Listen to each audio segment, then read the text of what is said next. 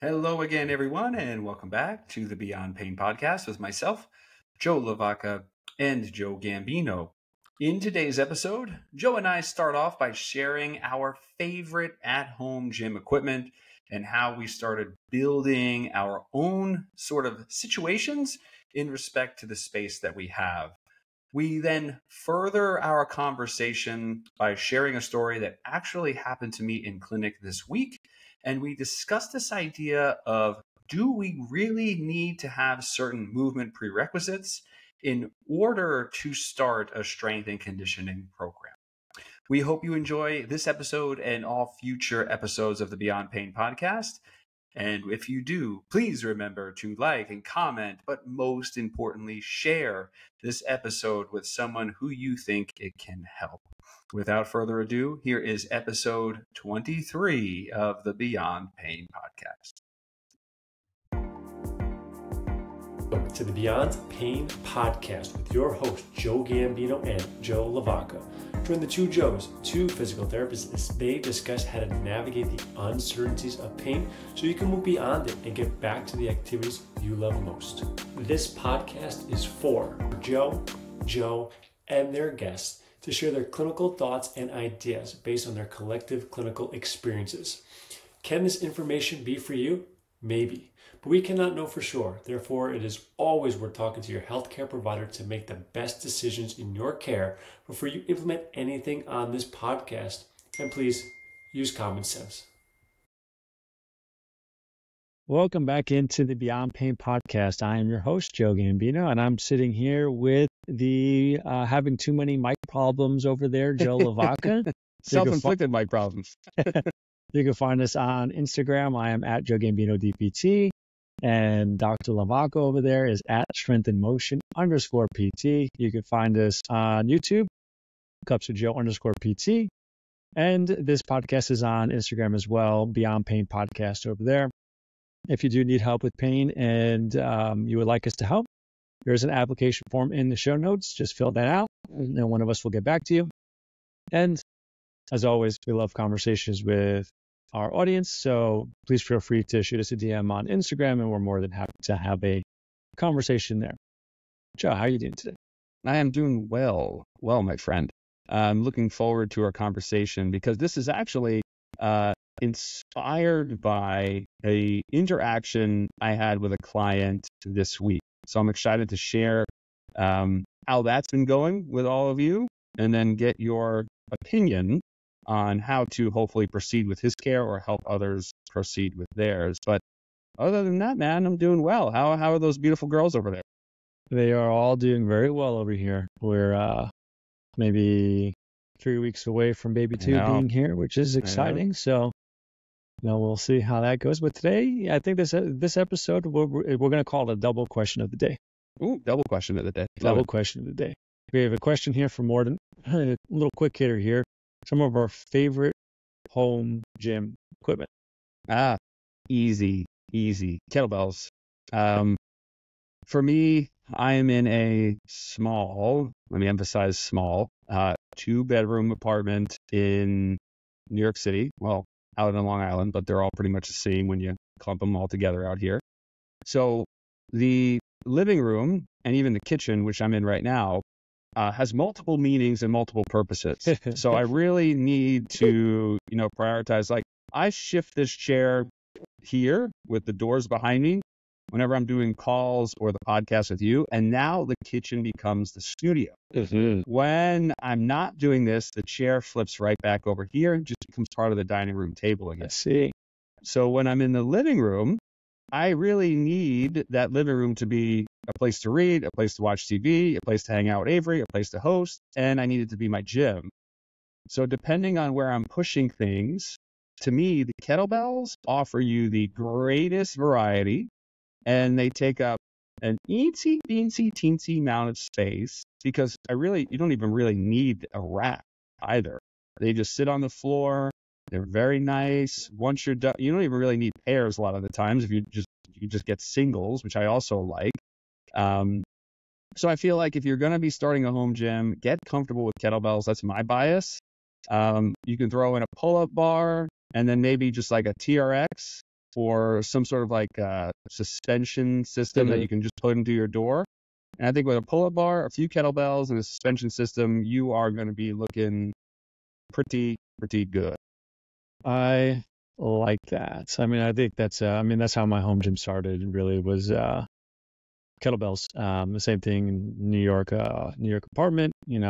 And maybe 800 square feet, and just a few kettlebells. I think I created some parallel bars, and that's kind of really what I work with at home.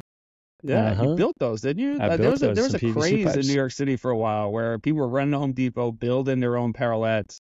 And I totally forgot about that. Yeah. Yep. They did not make it to North Carolina with me because I stopped using them. So, but it was like $15 to make, so it was not too bad. I got plenty of use out of it when I first created them. Yeah, it's a luxury being in a house now. I mean, obviously, if you can get a squat rack and all that stuff in your home gym, that would be, it's ideal. I plan on making a few additions because the Rogue racks have so many accessories. So I plan on trying to get a little pulley system in there at some point this year. Black Friday's coming, so kind of my favorite time to buy equipment because there's usually discounts, shipping is usually free, and shipping is usually where the majority of costs for kettlebells. Honestly, buying Black Friday, Cyber Monday, I usually get from Rogue or Kettlebell Kings. But when shipping's free, it makes kettlebells significantly more affordable. So a little 2 cents there. Yeah, the last, I think, piece of equipment here, ironically, it was actually 2 dumbbells. So I bought 2 70-pound dumbbells. And, I'm on Amazon or wherever I was, and I forgot where I bought them from.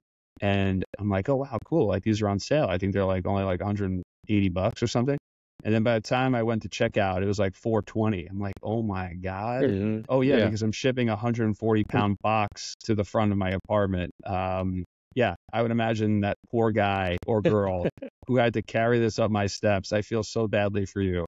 But thank you for getting it here. But no, I think, and again, like the biggest piece of advice too is for people who are like, well, what if I buy something too heavy or too light or too this or too that? It's okay. Iron doesn't go bad, baby. Right. So that 50-pound dumbbell is always going to be 50 pounds, no matter how many times you use it. And trust me, you will end up using it eventually.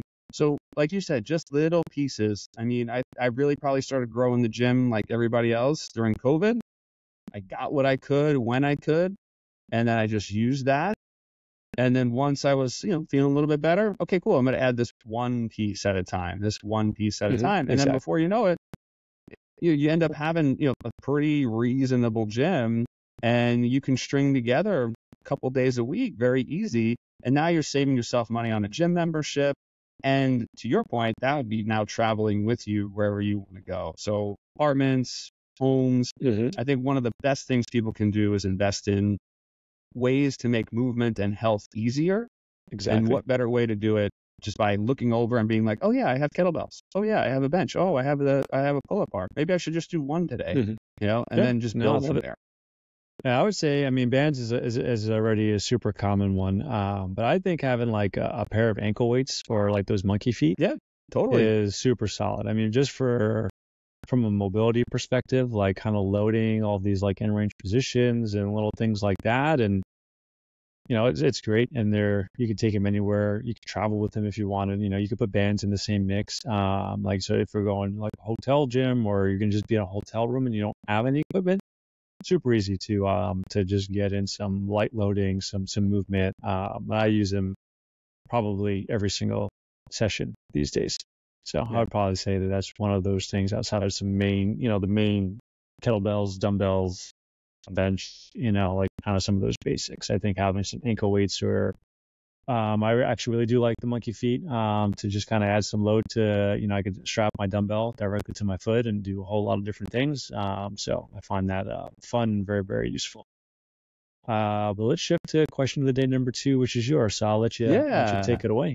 Yeah. So my question, and it was funny, I was thinking about you in the podcast while I was having this conversation with a client. This client I've been working with for a while now, great guy to talk to, super hard worker. He's really a great mover. He unfortunately had a traumatic hip dislocation a while back in his life when he was much younger. Now that he's older, this is probably, a 30 or 40-year-old injury now at this point, I'd say 30. His hip is having a really hard time moving, right? So it's one of those hips that you feel, and you felt, I know you're doing mostly virtual now, but I'm sure you can remember, and maybe there's a few people out there that can relate. When a joint is arthritic or has a lot of structural changes to it, due to age or trauma, it's really stiff. It's like really, really, really hard to move, right? Like it almost feels like it's like stuck, right? It's really tough end feel, right? You're really not able to find like a good stretch anywhere. A lot of times these people are just limited by pain too. Most of the time, people are, trying to cope with those types of injuries or cope with those types of mobility restrictions until eventually, at least for the most part in my experience, they end up getting like a hip replacement or a knee replacement to just improve their function again, right? So this is something that, we have chatted about, this idea of a replacement. We're trying to put it off. A lot of the things that come up though in our sessions over the last, few months has been this need for, hey, well, Joe, I get that you want me to squat. I can't squat because I don't have, quote unquote, the tissue or the meat in the hip to accept a squat, right? I don't have the rotation of the hip. I don't have the foot pronation. I don't have this. I don't have that. So then when I then, kind of open-ended question back to say, okay, well, how do we build all those things? What are you doing? What have you been doing even before we met and over the last few months? And then just like you mentioned before, yeah, well, I'm doing end range training. Right, I'm going to get down on the floor. I'm trying to do a hip lift. I'm trying to work on my hip internal rotation. I'm trying to do a 90-90, right? I'm trying to correct my pelvic shift. And a lot of the references that he's bringing up or, he's learning from are just probably like a lot of people listening. It's a lot of social media influence, right? And, we can name names, but I'll just stay broad and stay with systems. So it's a lot of FRC. It's a lot of PRI. It's a lot of DNS. It's a lot of all of these like philosophies that you have to strip down all of these movements almost to a developmental level before you can build them back up again. And granted, I haven't been certified in all of these systems, but I know a lot of people who've taken each individual one. So my question to you is, also having taken a few of them, is this something that you share? And we've taken some of the same courses, some different courses. Do you think that there are true prerequisites for people in order for them to start loading or exercise? Yes, and to answer your question shortly, I do believe that there are prerequisites for movement. That doesn't mean that you can't move, if that makes sense. I don't know if that's like a very contradictory sentence right there. No, roll with it. But if you have shoulder pain and you like shoulder overhead pressing and it's uncomfortable for you, well then, and you don't have the full range of motion, well, yeah, maybe we need to start to make a modification to that exercise. You're doing an incline press or, something that's going to take away that heavy overhead flexion component of things. And we can build up the capacity for your shoulder to be overhead, right? That's one way we can look at it, right? So the shoulder needs to be able to go overhead. You're going to need shoulder rotation, or you need certain things to be able to achieve those positions. And does it make sense if you have a shoulder that's painful to just kind of stick it up into overhead flexion and irritate the shoulder, right? Like there are other things we can do. Mm-hmm. And if it's really something you want to get back to, we can certainly do that. In the case of this client where like, there is something to be said with the thought process, and you still see people talk about this in the fitness space where full range of motion strength training is still mobility work. And I do also agree with that. So if someone's trying to get back to squatting and they have bum hip and they don't have good rotation and they don't have good hip flexion, well, if you put them in like a deep squat with 15 pounds, like a goblet squat, and it's not painful, but helps open them up, well, there's no harm in that, right? Because A, it helps them feel better. It's starting to build some of that ability for them to tolerate squatting again. And maybe they can't go all the way down. Maybe it starts parallel and works its way down as they open up. But loading those particular positions that you're trying to get, you can't just say, well, I want a better squat, so all I'm going to do is I need hip internal rotation to do it. So I don't have good hip internal rotation. That's all I'm going to focus on is hip internal rotation at end ranges and just really open that up. If you're not squatting with it, well, is the carryover going to be there? Maybe it does, maybe it doesn't, but you're also going to need to squat at the same time. So I think there needs to be this balance between the two. I'm probably going to, if someone has no pain, no issues, I'm not going to stop them from squatting, and I'm not going to stop them from overhead pressing. But sure, I might work on some things that's going to build a more robust hip or a more robust shoulder to help them manage those stresses better. It only really, if we're running into issues of pain, things like that, would I say maybe we need to take a back seat. But in this case, I would probably have them deep squat as much as they can with light load to kind of help them get into those positions, and then still work on some of those quote unquote prerequisite movements to support a better hip, to give them more joint health, to help them feel like they can move a little bit more freely, to bring down some pain, and kind of pair those two things. So I don't think it's black and white. I don't think you can say you need to have X, Y, and Z before you can do this, but it doesn't hurt to make sure your body has the capacity to even just actively move into those positions. So we've talked about movement variability on this podcast a number of times, right? If you don't have the ability to move that, and you're kind of forcing yourself into those positions, and you're doing it with high volume, high load, it can cause issues. And I'm not saying that it will, but it can cause issues, right? So, but in this case, I mean, if you're just trying to get someone to squat again and they're fearful of it, hey, let's squat. Take this 15, 20, 25-pound kettlebell. Let it help you sink into this position. Let's spend some time. Let's do some tempo work. Let's let your tissues kind of get adapted to the squat. Also work on the ability to give you a better hip since it's arthritic and not moving well. I think that combination would serve this person specifically well. I don't know if that answers your question or not, but that's... Well, no, it does. And I think that, the question for me that still remains, or, that continues to come up, and something I've shifted my mindset on over the last, 3-4 years or so, I guess, right? Kind of just diving in a little bit more into like the fitness space and trying to gather up a couple more, certifications in strength and conditioning and things like that. It just doesn't seem to be, one-to-one across the board. Like, we're running with this rehab idea that, okay, you need to have like optimal biomechanics for you to squat effectively or efficiently. But then at the same time, when we bring up movement variability and there's 8 billion people in the world, no one's probably going to look the same, act the same, train the same, have the same capacities, so on and so forth. When we then tear down this particular individual, where I don't think there's a lot of space for improvement with his hip, right? And I've told him this, I think there's too much structural deviation. So why waste time trying to build something or fix something that probably doesn't have a good likelihood of success to adapt because of the changes?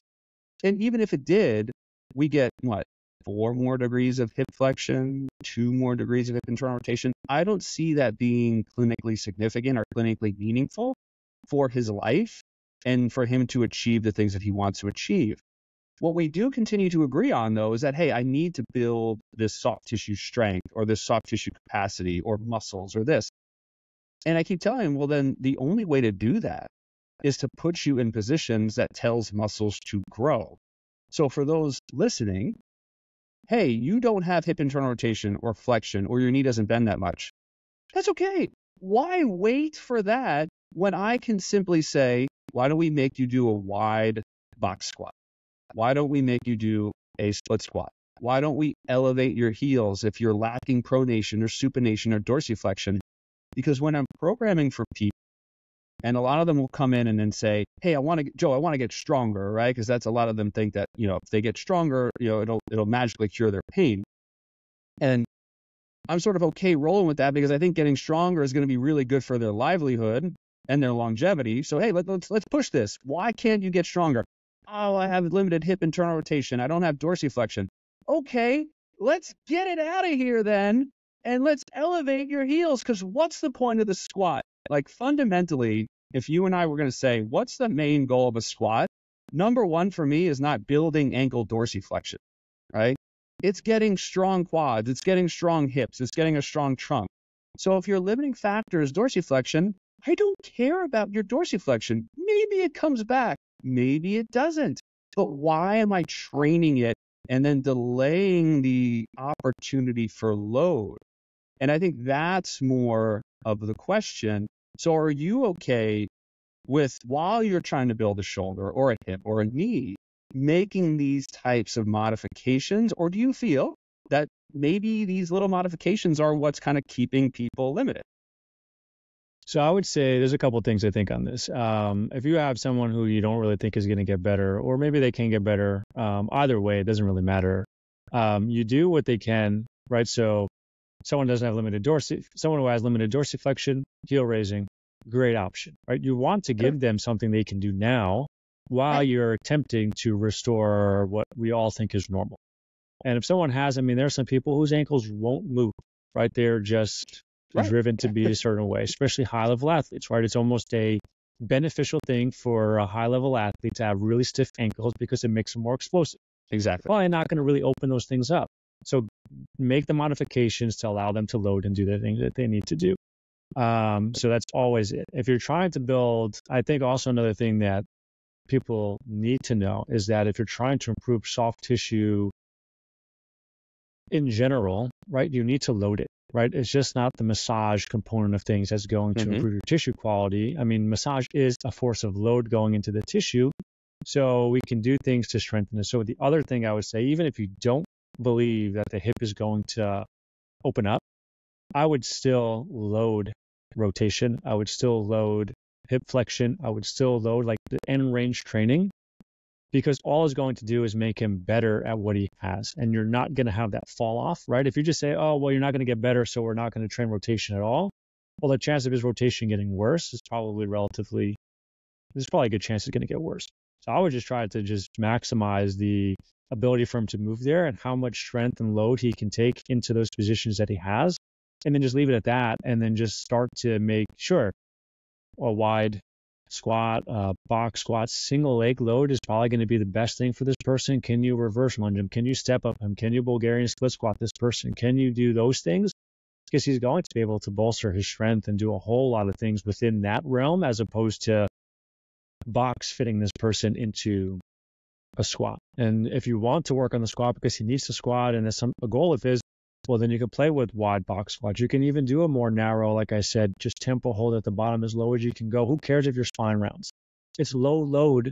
You're not putting 300 pounds on this person's back where it's going to be a problem for this person. As long as it's not painful and as long as it's not causing a whole lot of pinching and irritation to the joint, you can go all the ways down. I could, that's part of the like ass to ground squat. Like you can just spend some time in the bottom of the squat without load. It doesn't matter for spine rounds or things like that. It really shouldn't be an issue for most people. So I think whenever we're looking at somebody, that's where, like, if I'm assessing somebody and I'm saying, hey, because of pain or because of how you're moving, it doesn't make sense for us to do these things right now, but these are 1,000 other options that we can do where you can have success right now and train from a fitness perspective and get enjoyment out of the fitness side of things while we make an attempt to make your body feel and move better. So again, right, it's not this black and white. You shouldn't just be like force-fitting movement because you want to squat. Well, maybe for some people, squatting just isn't a good option. So therefore, the heavier loading should be single leg work or deadlifting or whatever it is, right? And then the squatting work, you're just doing some work to maybe improve how it feels and kind of build up some tolerance there. And if it fits into the movement plan, then sure. If it fits into that person's goals, then sure. But otherwise, there's no movement that's 100% needed for anybody unless it's something that's directly tied to a goal or something that they're doing on a daily basis. Right. And and I think the last part there, I think kind of solidified maybe what some of the thoughts I had here too, because I know you mentioned, hey, well, if you don't train rotation, then maybe there's a good chance that your rotation is going to get worse. But I don't know, how do we know that, right? If we jump back to this idea of what is joint, what makes a joint healthy? What are the properties that we're actually trying to influence within a joint? And it's things like chondrocytes, it's synovial fluid, right? There's other structures, but we'll keep them there. We'll keep them broad right now. So if I can squish these cells, if I can move around fluid, well, wouldn't it be beneficial to actually have the path of least resistance to make the most load happen to this joint, to make the most movement happen to this joint, and then sort of see what happens? Right? Because from a structural sense, with a lot of these joints that have maybe degraded over time, and they should, right? Whether it's from activity or age or anything else, it's a normal part of the process. But when you build a bone spur in one area, or, you lose, articular cartilage, right? Things are going to happen to the joint that I don't think are repairable from our side of, the coin. And even if they are repairable on, let's say, a surgical side, unless it's going to drastically improve your function, what's the point, right? So I think that's kind of where I'm standing with him and a few other people because of the influences of social media, like I said, of all of these things of like, oh, I have to be able to do a 90-90. I have to be able to do this before I earn the right to squat. And I'm like, it's ridiculous. Why don't we just see what we have? And even if we all agreed on some baselines, and I have a couple of baselines for people, right? Hey, I'd really like for men to come in and do like 15 body weight push-ups, or, half their body weight in a squat, right? And same thing for women, right? Maybe it's 10 push-ups and maybe it's 35 to 45% of their body weight with a squat. But if they can't, I don't say, hey, guess what you're stuck doing? Joint mobility work until you somehow magically get stronger. It's, hey, you know what? We're going to take a percentage of this. I think this is really worth pushing. And if you can't do 10 push-ups or, half your body weight in a squat, this might be an input we want to put in twice a week for you, right? If you're rowing or pulling okay, or you're doing a deadlift okay, cool, then do it once a week if you're pressed for time. Let's maintain that, but let's make sure that stimulus is good. Where do we want to build? And can we do that more than one time a week? And, I think, again, it's hard when you see all of these videos and things and that, and these sort of like hierarchies of movement when, again, fundamentally for me, it's how do you squish cells? How do you move fluid from a joint perspective? And what's going to give us the best opportunity for that? And I'm going to just keep pushing to take out the things that limit you so we can load you as safe and effectively, and I think that was your point too, as possible for you, and like what shapes you can make. Yeah, no, I 100% agree with that. I do think the pendulum has swung too far where it's like there's all these rules for movement, but movement is movement. I mean, you just do what feels good for your body, and more often than not, it will work out well. I will definitely say though, and this is like an internal strength model type of philosophy where it's like tissue is tissue, right? And like the way that you load it is all different, all the same really. So like, this person who has, say that like you have them on their back and their hip is flexed at 90 and they have like negative hip internal rotation. Like they can, I don't know, not even just get to zero. Maybe they're like off by 10 degrees or so. If you were to put them in that position and just, a little bit of band resistance and have them like load that tissue, and oftentimes with this model, they bring it to failure, right? To get that tissue to adapt. You're just teaching those tissues how to produce force. I found it very valuable for my own training where you have your meat and potatoes, you're doing all your strength training, you're doing everything that you talked about as far as like loading the body in ways that you can load it. But then you're also just taking like these little nuanced tissues that don't get direct training, and you're just loading the hell out of them. And it's not a lot of load, but tissue's tissue, right? If you're taking a specific tissue to failure, and kind of working at a really hard or high level, I mean, you're going to get, right? I mean, internal rotation, external rotation, hip flexion, right? All those muscles, they're going to grow, they're going to get stronger, they're going to adapt and make some change. So that's probably where I would also go with this person in particular, is just how can we just load tissue and challenge that tissue and get those particular positions strong, as opposed to thinking about how can I expand and find all these nuanced ways to really create like a more movable hip. So it might be some like little fun things to try and see. Does it change how this person feels? Does it change how they can get into positions? I'm always a like, let's test this and let's test that kind of guy. So you can go through a couple blocks of just loading it, strength work, don't even play around with any of the other stuff. And then what happens when you start to load these structures, and does it make a change for this person? Like, if you do some of that stuff, like, wow, I never felt this stuff before. And then they get up and they're moving around like, I feel like I can get into a deeper squat now and I can do X, Y, and Z. And it's just a subtle difference, then it's something that you might want to stick in their programs and give them these inputs.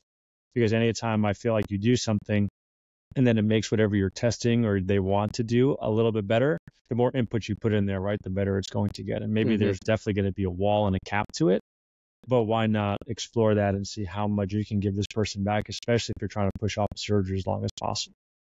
So I would just continue. And again, right, all these little things that you do, even if they do have the surgery down the line, it's going to make the recovery on the other end significantly better. So I would just keep loading him in all sorts of different ways, and just find how can you just make him move better in general. And I just love, I mean, basic strength training will definitely do their thing. And we talked about it last episode. I don't think I did on this episode with OA and just osteoarthritis. If you just load it with strength training slowly over time, that the quality of life significantly improves. You know, you may not get this person completely out of pain, but they're able to do more with their body. And that's exactly what needs to be done in this particular case. Whether or not the end range loading or mobility work does anything at that point, I don't think it hurts to try some of that stuff, but does it need to be the meat and potatoes? I would definitely say it's not like you need to do this before that 100%. Well, thank you for your input there, Mr. Gambino. I greatly appreciate it.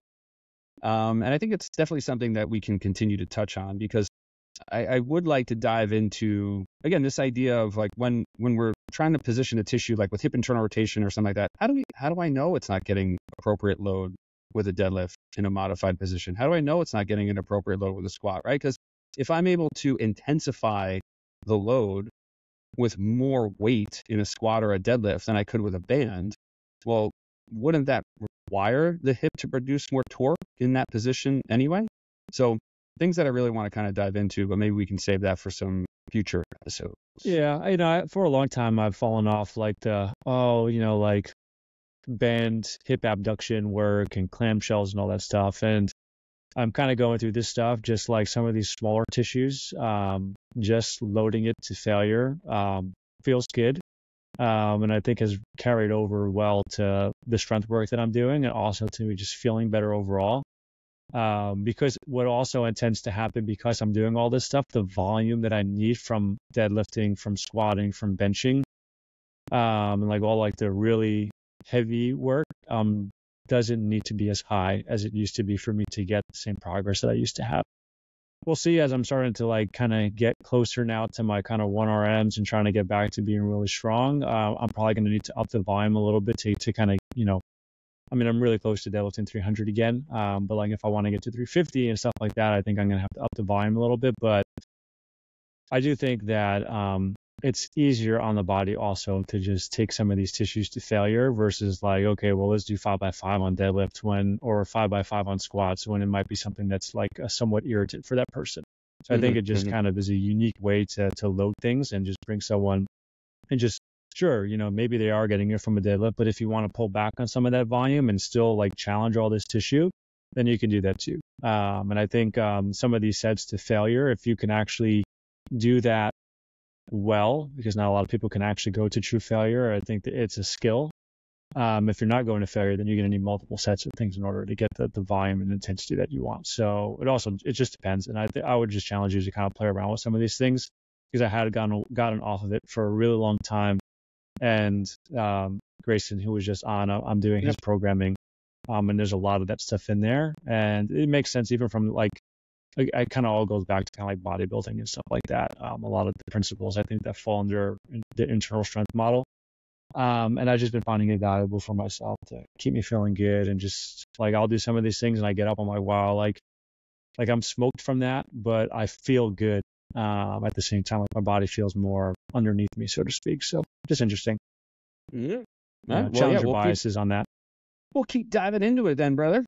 Yep. I'll let you outro us this time, Joe boy. Oh, look at this. That's a big responsibility. Well, Joe, I love you. Listeners, we love you. And if you've made it this far in the episode, extra love to you. Please join us next week for another exciting episode of the Beyond Pain podcast.